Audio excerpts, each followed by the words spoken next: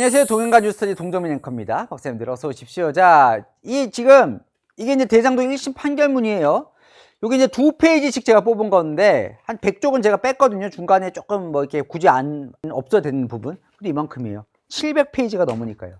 자, 대장동 1심 판결문을 어제부터 분석을 해드리고 있습니다. 자, 어제 박사님 보신 분들은 대충 머릿속에, 대장동 사건이 이런 거구나. 20년 동안 이런 일이 있었구나. 확실히 아셨을 거예요. 자, 지금부터가 본편입니다. 자, 어제가 대장동 20년 풀스토리 프롤로그였다면 오늘부터가 이제 본편입니다. 본편. 박사님들 이걸 아셔야 돼요. 결국은요, 정리하자면 대장동 사업은 이런 거예요. 대장동 일당이 성남시와 결탁을 해서 대장동 사업권을 따내서 그걸로 큰 돈을 벌었다. 그래서 지금 보신 것처럼 대장동 일당이 4천원 넘는 돈을, 얼마 돈 내지도 않고 큰 돈을 받았다. 그 부정함이 있었다. 그래서 성남 시민에게 가야 될 이익이 대장동 일당에 갔다. 이게 풀스토리죠. 이거에 책임은 누구에게 있느냐? 성남시의 책임은 누구에게 있느냐? 이걸 지금 이제 모두가 관심 가지는 거 아닙니까? 왜냐면 유동규는 이번에 성남시에서 결탁한 사람으로 처벌을 받았어요. 자, 그 다음에 여기 재판 중이고 대통령 재판은 중단이 되어 있습니다. 1심 판결문을 통해서 그러면 유동규까지냐? 책임은 아니면 이 두 사람까지 넘어올 거냐를 이제 모든 사람이 관심이 가지는 거고 1심 판결문에 이 두 사람의 이름이 수도 없이 등장을 합니다. 그 부분을 저희가 볼 거예요. 자, 그러면 특혜를 받게 된 가장 결정적인 사건이 뭡니까? 2015년 3월 27일 대장동 도시개발사업 우선 협상 대상자를 선정했습니다. 공고를 내요. 누구? 우선 협상 대상자 성남애뜰 컨소시엄. 성남애뜰은 누구일 거? 김만배, 남욱, 정영학 거. 자, 성남애뜰 한국산업은행 메리츠증권이 공모에 참여를 하는데 성남애뜰이 선정이 됩니다. 그 과정에서 어마어마한 부정이 발생합니다. 그 과정에서 성남시는 어느 정도까지 책임을 물을 수 있는 거지? 박사님들 오늘 그 부분을 살펴볼 겁니다. 사업자 선정 과정에서 어떤 일이 있었는가? 정말 어마어마한 일들이 벌어집니다. 대장동 1심 판결문에 적혀있는 팩트만 전해드립니다. 지금 시작합니다. 동투더 뉴스. 자, 어제 설명을 드렸지만 대장동 일당들은 원하는 방식이 있었어요.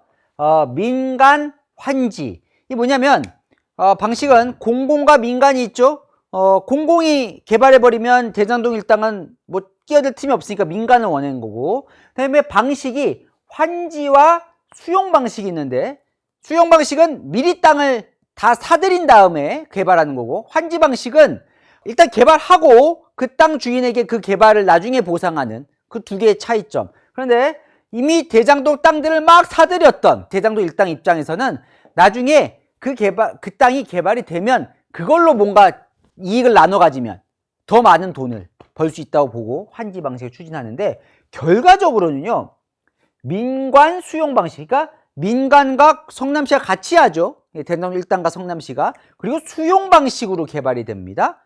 그러니까 원하는 방식으로 된 건 아니에요. 그런데 그게 오히려 전화 위복이 되죠. 더 많은 돈을 벌 수 있는 기회가 됩니다. 그 과정도 살펴볼 겁니다. 왜냐면 이게 사업자 선정과 바로 직결이 되거든요. 조금 이해가 안 가신다고요? 제가 설명을 지금부터 드리겠습니다. 이재명 당시 성남시장 입장에서는 깝깝했어요. 왜냐하면 이재명 성남시장의 선거 공약 중에 첫 번째가 바로 1공단 전면 공원화 만드는 겁니다. 1공단 부지를 좀 낡았어요. 낙후된 걸 그러니까 모두 공원으로 만들어서 성남 시민들에게 돌려주겠다는 게 이재명 성남시장의 대표 공약이었어요. 근데 잘 안 돼요. 돈이 안 만들어요. 공원을 하려면 돈을 마련해야 되는데 돈이 안 만들어져요. 그런데 2012년 4월에 돌파구가 생깁니다. 도시개발법이 개정이 되면서 2개 이상의 지역을 결합해서 하나의 도시개발로 지정할 수 있게 돼요. 그러면 이재명 성남시장 입장에서는 결합 개발 대상지가 보이죠? 자, 결합을 시켜야겠다. 대장동 구역과 1공단을 묶어서 결합해서 개발을 해서 그 돈으로 1공단 전역을 공원으로 배치하겠다. 자, 이렇게 계획을 짭니다. 대장동을 개발해요. 뭐로? 공영으로. 자, 안 맞죠 지금? 원하는 거랑 다르죠? 공영으로 개발을 해요. 3,700억 원을. 그래서 1공단이 한 2천억 정도 들어가요, 비용이. 그래서 2천억은 1공단에 쓰고 나머지 1,700억은 주민보상 해주면 자, 대장동 개발하고 그 돈으로 1공단 공원화시키면 되겠습니다 하고 개발할 수 있다고 공약을 발표를 해요.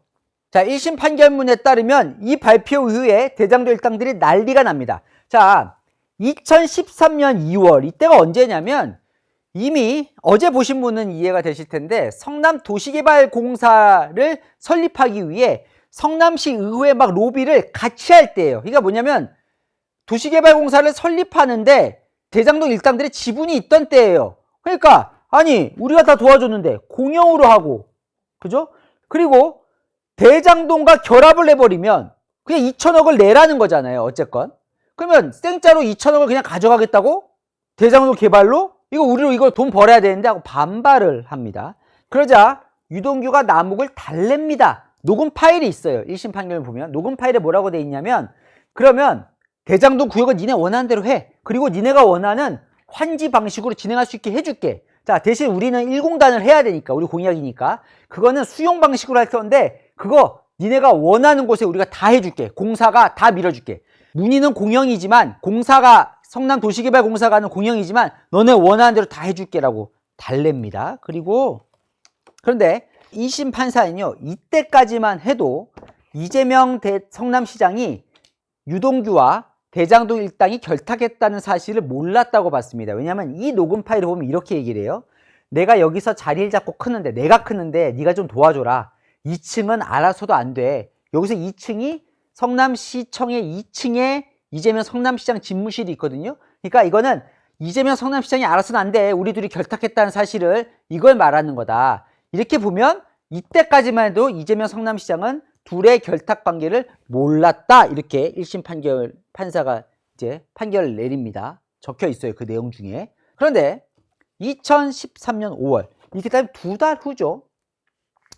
상당히 또 주목할 만한 녹음 파일이 발견이 됩니다. 그 녹음 파일이 뭐냐면 남욱이 대장동 추진위원회에 가서 한 발언이 녹음 파일로 들어있는데 거기에 따르면 뭐라고 되어 있냐면 시장님과 회장님이 만났다는 표현이 들어있어요. 여기서 시장님은 누구? 이재명 성남시장. 회장님은 누구? 최윤길 성남시 의회의장.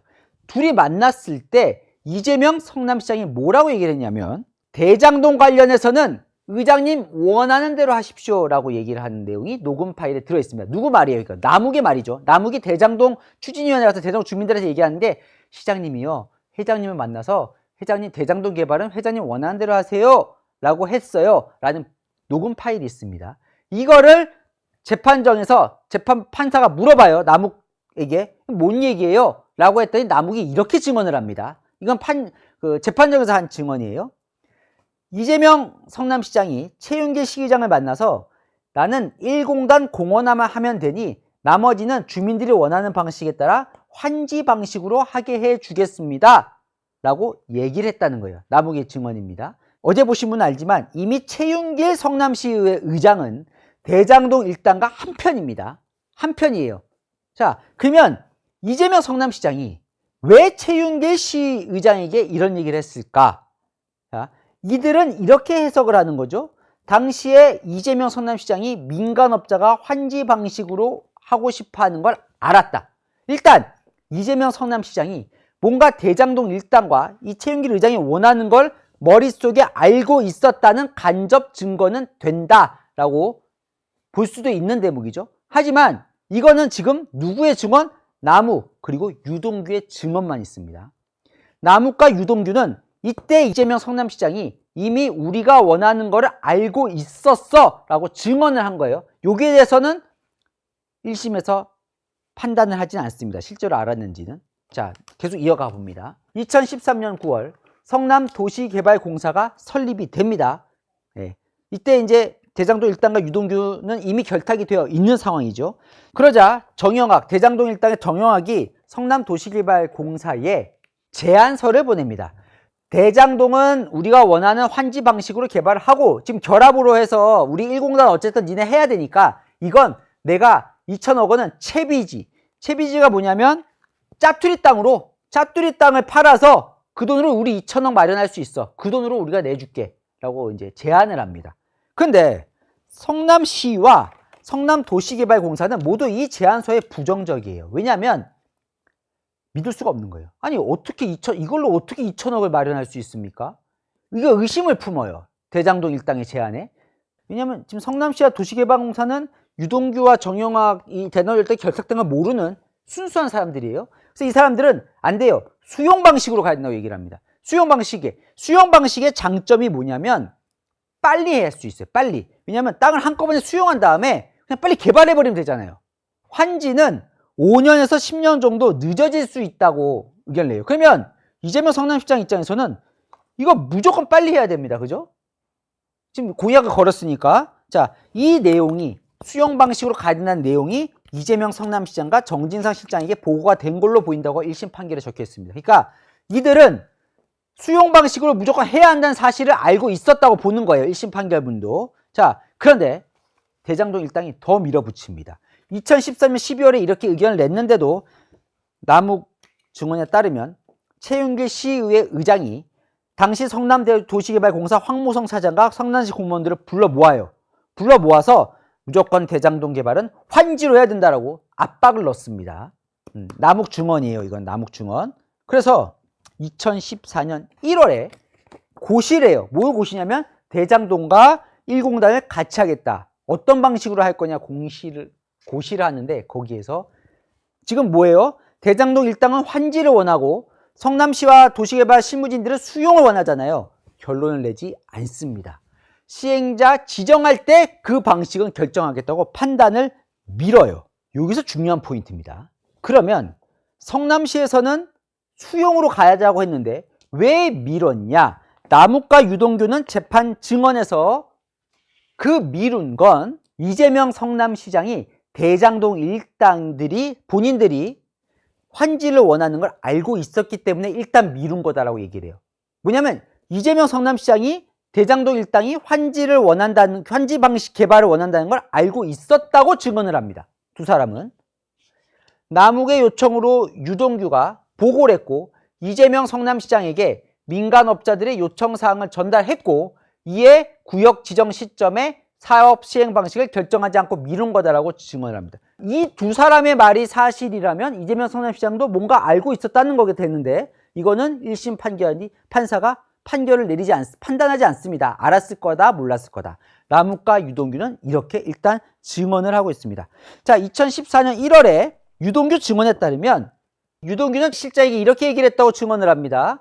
자, 우리 성남시장 재선도 있고 2014년 6월에 성남시장 선거가 있으니까 그리고 민간업자에게 우리 금품도 이미 받았잖아요. 그런데 너무 쟤네는 환지를 원하는데 수용 방식으로 몰아붙이는 건 좋지 않다고 얘기를 했다고 증언을 합니다. 그러니까 미루기로 결정하기 전에 유동규가 이미 대장동 일당일 때 알려줬다는 거예요. 남욱 증언은 이렇습니다. 유동규가 김만배에게 알려주면서 걱정하지 마. 시장님이 공무원 반발을 누르기 위해서 절차를 밟고 있을 뿐이고 결국은 나중에 니네가 원하는 대로 될 거야. 이렇게 달랬다는 거예요. 그러니까 시장님도 너네들 의견을 알고 계셔 라고 얘기를 했다는 거예요. 알고 있는 점지는 판단하지 않았다 그랬습니다. 지금 남욱과 유동규의 증언은 이렇습니다. 자, 그런데 결과적으로는 이들이 원하는 방식으로 가지 않습니다. 하지만 결과적으로 2014년 8월 유동규와 남욱 증언에 따르면 유동규와 김만배에게 미안하다. 수용 방식으로 갈 수밖에 없겠다라고 얘기를 합니다. 아까 말씀드린 대로 이재명 성남시장 입장에서는 마음이 급해요. 자, 빨리 이걸 대장동 개발을 하고 1공단을 전면 공단을 공원으로 만들어야 되기 때문에 수용 방식으로 가기로 결정을 한 거죠. 그러면서 대장동 일당은 전략을 틉니다. 뭐냐면 오케이 수용 방식 대신 사업자는 우리 줘. 확실히 못 박아. 글로 갑니다. 자, 그 못 박았던 이게 상당히 중요한 모임인데 의형제 맺었다는 건 여러분들이 알고 계시죠. 이게 언제냐면 2014년 6월 이재명 성남시장이 재선이 되던 그때 2014년 6월 28일 이 모임이 상당히 중요합니다. 김만배, 유동규, 정진상, 김용희 자주 나오는 주점 이름이 있으면 시로코란 주점이 나와요. 그 시로코 주점에서 만나서 서로 의형제를 맺습니다. 거기서 정진상 실장이 이렇게 말을 합니다. 했다라고 하는 증거는 유동규 증언, 남욱 증언, 그리고 그들이 당시에 나눴던 녹음 파일에 이 내용이 다 일치하게 들어있는 내용입니다. 전반기에 다 정리해서 끝내야죠, 형님. 그러니까 이제 알고 있습니다. 여기서 형님은 누구냐면 형님은 김만배. 전반기에 다 정리해서 끝내야죠. 이게 무슨 뜻이냐? 유동규는 이렇게 증언합니다. 정진상이 당시 모임에서 대장동 사업권을 주겠다는 메시지가 있었다. 누구나 그 자리에 있었으면 그렇게 느꼈을 것이다. 전반기에 다 정리해서 형님에게 대장동 사업권을 주겠습니다. 라는 메시지였다는 게 유동규 증언입니다. 그러면 의문이 생기잖아요. 아니, 정진상 실장은 뭐하러 김만배에게 의형제를 맺고 이렇게 사업권까지 주겠다고 약속을 했을까? 대장동 일당 1심 판결문으로 보면 그 이유를 이렇게 설명해 놓고 있습니다. 이 모임을 갖기 하루 전 남욱과 정영학이 나눈 대화가 녹음 파일로 남아 있습니다. 이 녹음 파일이 증거로 채택이 됩니다. 뭐라고 돼 있냐면 남욱이 얘기를 합니다. 아, 이게 청와대에서 당시 이재명 잡으라고 오더가 떨어졌대.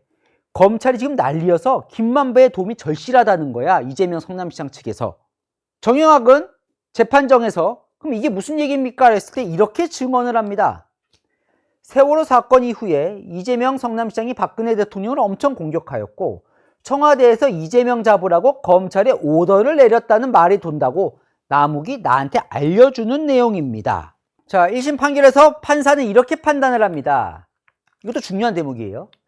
이재명 성남시장이 재선 당시에 그 캠프 공동선거대책본부장이었던 백모 씨가 구속이 돼서 김만배의 검찰 인맥이 필요하다고 생각해서, 자, 무슨 얘기냐면 이재명 성남시장의 캠프 공동선대본부장이 있었는데 이 사람이 구속이 됐어요. 자, 이걸 풀어내야 되는데 김만배 씨가 당시에 법조 기자를 오래 했거든요. 법조 쪽을 잘 아니까 그 법조 인맥이 필요하다고 생각해서, 그러니까 정진상이 필요한 게 있었다는 거죠.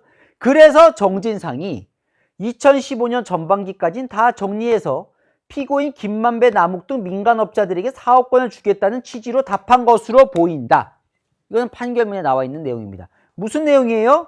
정진상 실장은 이재명 대통령까지는 모르겠지만 정진상 실장은 당시에 사업권 선정을 이미 공모하기도 전에 정리해서 했다는 거면 내정을 했다. 대장동 일당으로. 거기에 영향을 미쳤다라고 보는 겁니다. 이건 정진상 실장 재판에서 상당히 정진상 실장에게 불리하게 작용할 대목이겠죠. 그러니까 이때 당시 증언을 보면 이래요. 김만배가 박영수 특검, 그죠? 많이 등장했잖아요. 박영수 특검과 친하잖아요. 김만배, 박영수. 그거는 뭐 박죠. 100%는 맞는 말이죠. 근데 이제 박영수와 친한 검사가 당시 청와대의 민정비서관, 나중에 수석까지 한 우병우와 친해서 거기 통해서 뭔가 이쪽을 좀 해결해 보려고 했던 것 같다. 이런 증언들이 나옵니다. 어쨌건 자, 이런 상황 속에서 의형제를 맺고 지금 우리가 관심 가지는 건 뭐예요? 또 줄기를 놓치면 안 되죠. 이 사업자로 선정되는 과정에서 어떤 부정한 결탁이 있었냐를 보는 거잖아요. 오늘의 포인트는 이 사업자 선정 내정이 이미 2014년 6월부터 시작이 됐다고 보는 거예요. 1심 판결은.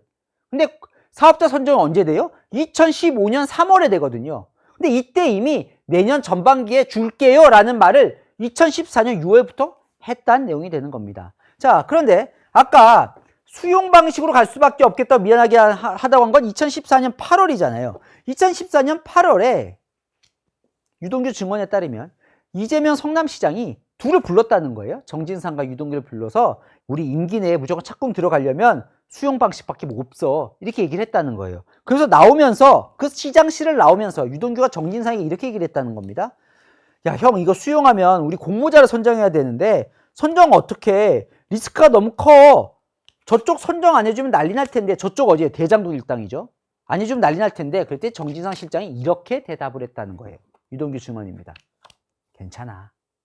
내가 공무원들에게 야 여기 줘 라고 지정하면 공무원들 그렇게 해.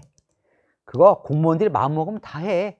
야 무늬만 공모지 내가 대장동 일당 줘 라고 하면 그 공무원들이 다 주게 돼 있어 라고 얘기를 했다는 게 유동규의 증언입니다. 남욱의 증언에 따르면 이 즈음에 유동규가 김만배, 남욱, 정영학을 불러서 이런 얘기를 했더라는 거예요. 괜찮아 얘들아. 공모를 하더라도 민간업자들이 사업자로 선정될 수밖에 없는 구조를 짜서 진행할게. 무슨 얘기예요? 아, 너네가 선정 사업자로 될 수밖에 없게 구조를 우리가 짜서 할 테니까 너무 걱정하지 마 라는 얘기를 했다고 남욱은 증언을 합니다. 그런데 이 2014년 8월이죠, 지금 이때 유동규 증언이 이게 상당히 의미심장한 또 증언을 해요. 뭔 얘기를 하냐면 당시에 이재명 성남시장이 수용 방식으로 대장동 사업을 추진하라고 지시를 하면서 이런 얘기를 했다는 거예요.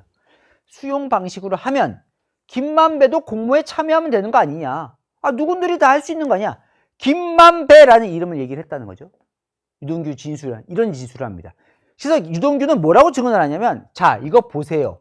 이재명이 나한테 이런 얘기를 직접 한 걸 보면 김만배, 그러니까 대장동 일당에게 이걸 줘야 한다는 거를, 사업자를 줘야 한다는 거를 이미 이재명 성남시장도 알고 있었던 거예요 라고 주장을 합니다. 주장을 해요.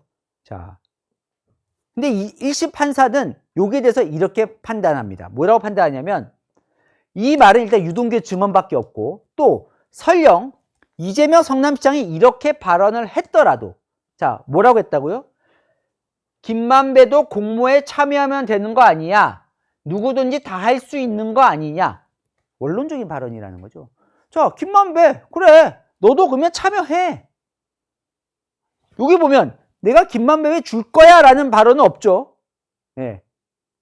그러니까 유동규의 말 중에도 이재명 성남시장이 그래, 김만배 신청하라고 해, 그럼 내가 줄게 라는 발언은 없습니다. 김만배 참여하라고 해, 누구든지 주면 되잖아. 자, 여기서 알 수 있는 발언은, 이게 사실이라면 김만배가 여기에 관심을 갖고 있고 이 사업자 선정을 사업자로 가고 싶다는 거는 이재명 성남시장이 알았다는 증거는 될 수 있어요. 이 증언이 채택이 된다면. 하지만 이것만으로 이재명 성남시장이 정진상 실장처럼 나 얘한테 주려고 했어, 이상 줄 거야 라고 말한 증거가 될 수는 없다. 이게 1심 판사의 결론입니다.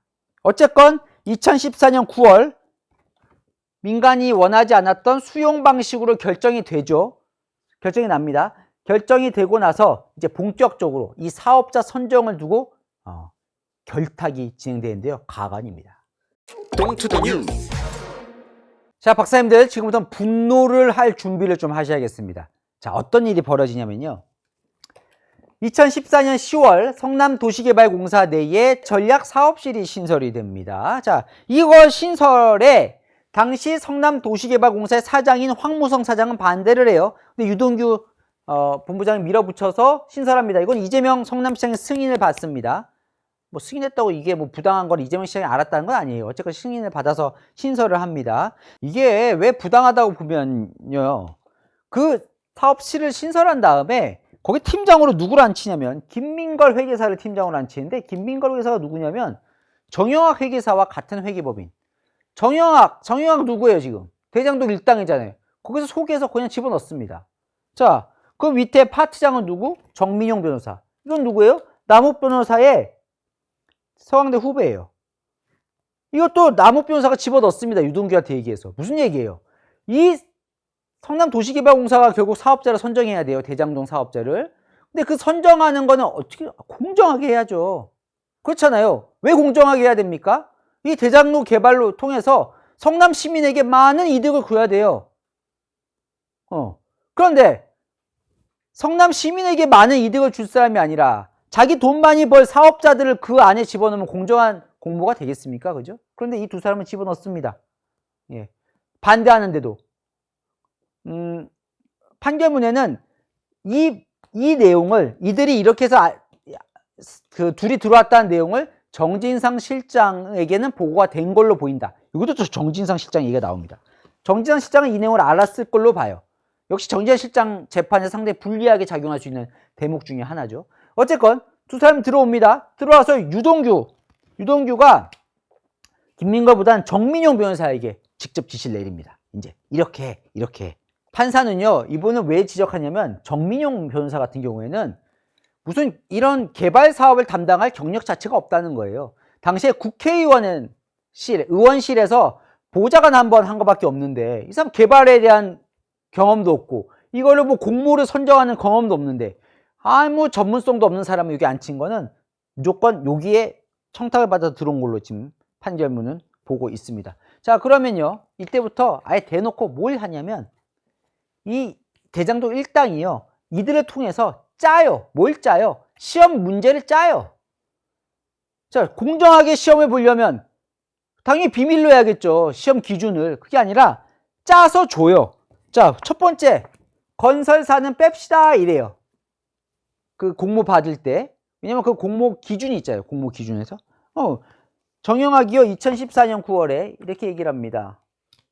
민간합동사업에서 금융기관만 주주로 참여할 수 있도록 제한 경쟁 입찰을 해달라고 유동규한테 요청을 해요. 유동규도 정영학이 이렇게 요청했죠? 라고 물었더니 증언에서 내라고 얘기를 합니다. 자, 그러면 왜 건설사는 빼야 되냐? 지금 보세요. 대장동 일당은 지금 이게 대장동 건설 개발해야 되잖아요. 건설 경험이 없어요. 그죠? 건설 경험이 없기 때문에 건설사가 뛰어들기 시작하면 경력에서 밀리죠. 예.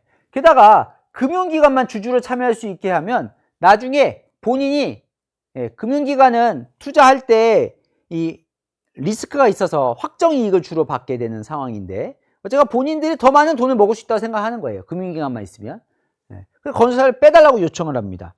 자, 여기서 또 유동규 증언은 또 민감한 얘기를 증언해서 합니다. 뭐라고 얘기를 하냐면 이재명 성남시장 정진사 실장에게 민간업자들이 건설사 배제를 원한다고 보고했더니 그들도 찬성하는 입장이었다. 유동규 증언에 따르면 뭐예요? 이재명 성남시장도 이걸 알았다는 거예요. 민간업자들이 건설사 배제를 원한다. 그러니까 미리 지금 시험 기준 만들기 전에 이재명 성남시장도 정진상 실장도 야, 이들이 이런 걸 요청하고 있어요. 그럼 내가 좀 빼줄게요. 이걸 알았다는 거죠. 이재명 대통령 있죠? 완전 부인하고 있잖아요. 뭐 말도 안 되는 소리. 우리 대장동 일당하고 우리가 무슨 관계가 있어 얘기하고 있잖아요. 그러니까 유동규 증언을 무너뜨려야만 정진사 실장이나 이재명 대통령은 재판에서 유리할 수 있는 겁니다. 이게 지금 걸림돌이에요. 근데 유동규의 증언이 왜 세냐면 본인이 들었다는데 뭐. 그러니까 본인이 전원이 아니라 내가 들었는데? 내가 보고했는데?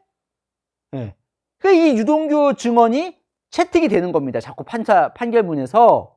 왜냐면 유동규 당사자니까. 그리고 일관성이 있다 이거예요. 근데 이재명 대통령과 정진상 실장은 재판에서 이 유동규 증언을 깨부셔야 되는 거죠. 그러니까 민주당은 계속 이 부분을 지적하고 있잖아요. 야, 검찰, 너 증거 없잖아. 유동규 진술밖에 없잖아, 너는. 근데 유동규가 이재명 대통령과 정진상 실장에게 앙심을 품고 혹은 본인이 대장동 일당한테 돈 인마에 포켓 해놓고 이거 마치 위로 떠넘기고 있다. 유동규 증언을 믿을 수가 없어. 너 검찰 유동규 회유했지? 자꾸 유동규를 공격하는 게 바로 본인들에게 그러니까 이재명 대통령과 정진상 실장에게 불리한 증언들을 너무나 많이 쏟아내는데 이게 당사자니까 힘이 있기 때문입니다. 2014년 11월 유동규는 정민영에게 건설사를 배제하라고 지시를 내리고 실제로 배제가 됩니다. 건설사는 참여하지 못합니다. 이 공모에.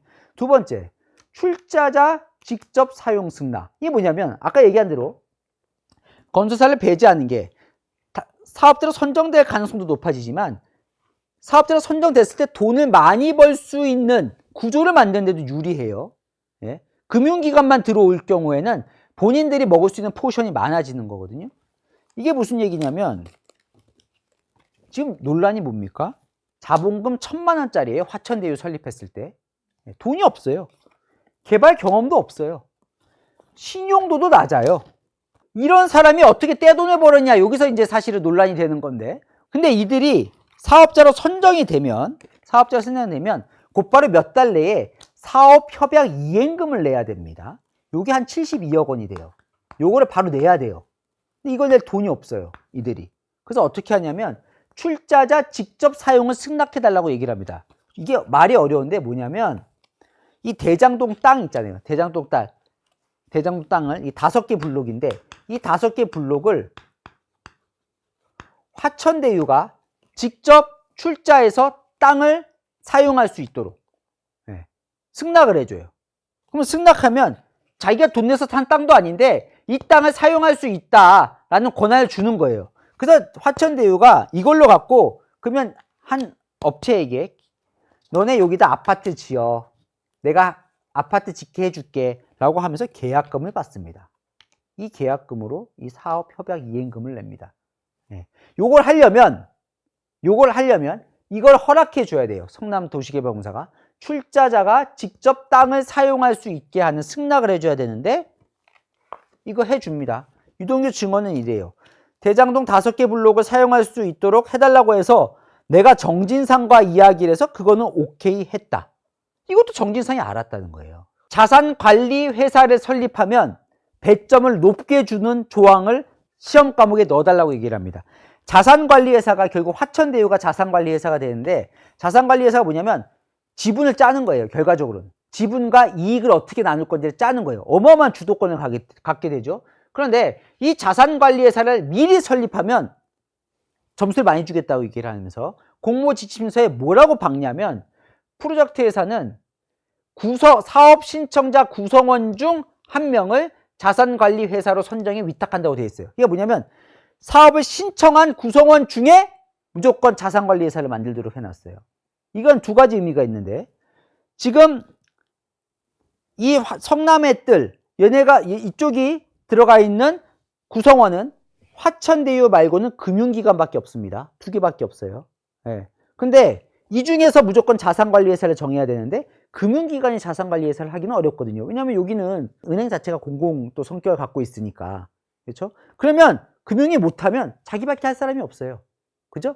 그럼 화천대유가 본인이 자산관리를 회사를 차려서 본인이 지분을 짤 수 있는 주도권을 지게 되는 겁니다. 그 조항이에요.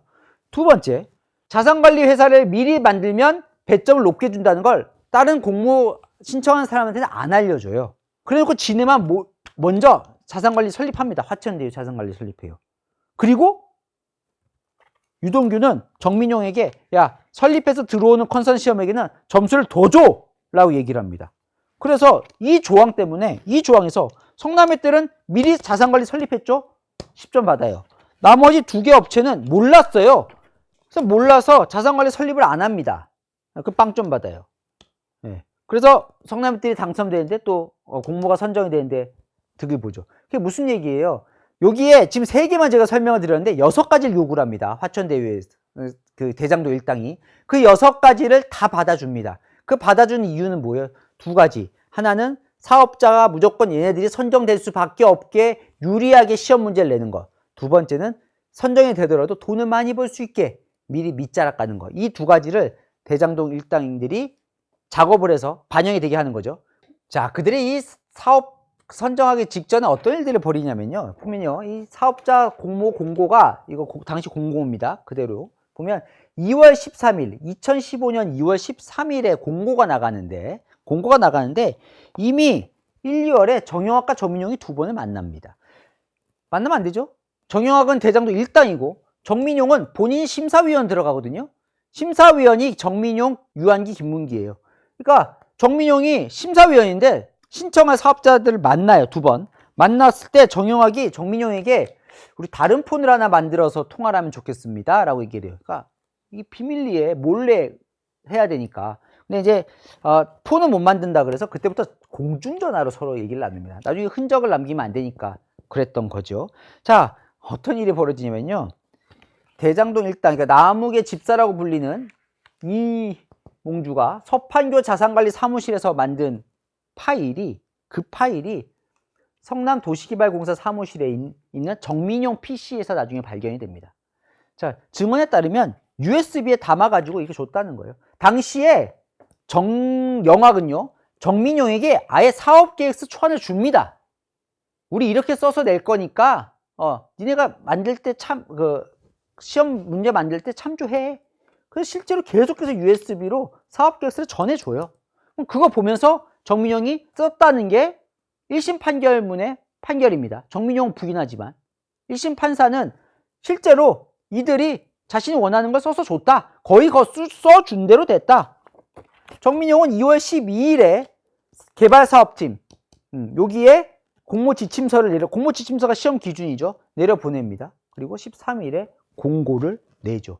결과적으로 성남의 뜰 994.8점, 한국은행, 산업은행 909점, 메리츠 832점으로 성남의 뜰이 사업자로 선정이 됩니다. 2015년 3월 27일 우선 협상 대상자로 선정이 되죠.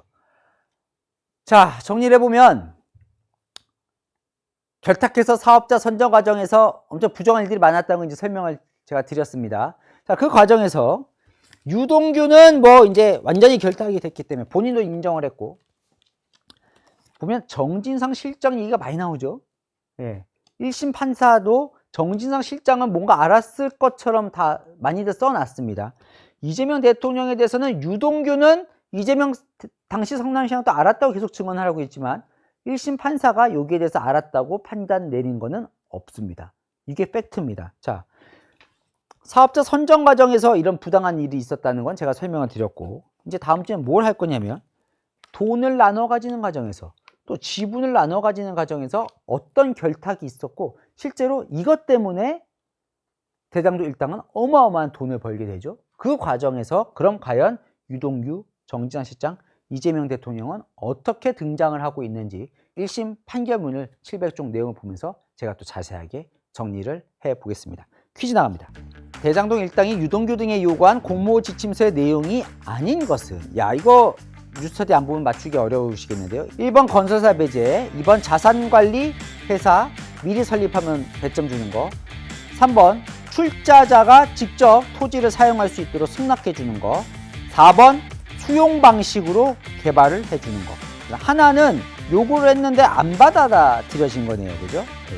정답 아시는 분은 댓글 남겨주시면 5분 추첨해서 선물 드리겠습니다. 질문이 좀 어려워서 맞추시면 선물 받으실 확률이 높아질 것 같습니다. 네, 아시죠? 평일로 읽을 수 있는 뉴스의 주말로 세신 도윤관 뉴스터디, 오늘 순서 여기까지입니다. 감사합니다.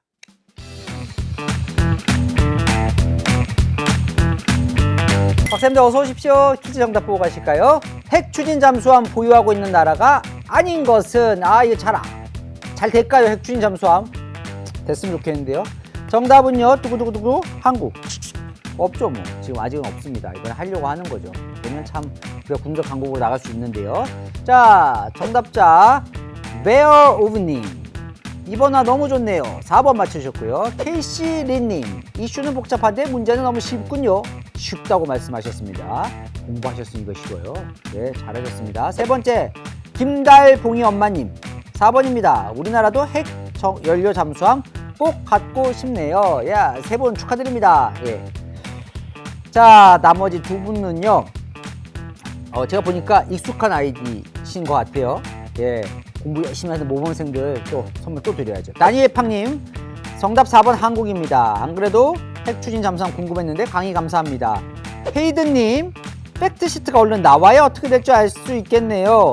우리나라의 뛰어난 기술력으로 우리나라에서 건조했으면 좋겠습니다. 예, 다들 핵 추진 잠수함 꼭 됐으면 좋겠다는 바람을 적어주셨는데요. 예, 저도 그 마음에 한 표 더하겠습니다. 예, 5분 축하드리고요. 예, 정답자 분은요, 베어브님, 케이시리님, 김달봉이 엄마님, 다니엘팡님, 헤이드님은요. 자, 채널의 뉴스 유튜브 채널 들어가셔서 게시물 클릭하시면 어떻게 선물 받으신지 나와 있습니다. 따뜻한 커피 한잔 하시고 다음 시간에 꼭 놀러 오십시오. 감사합니다.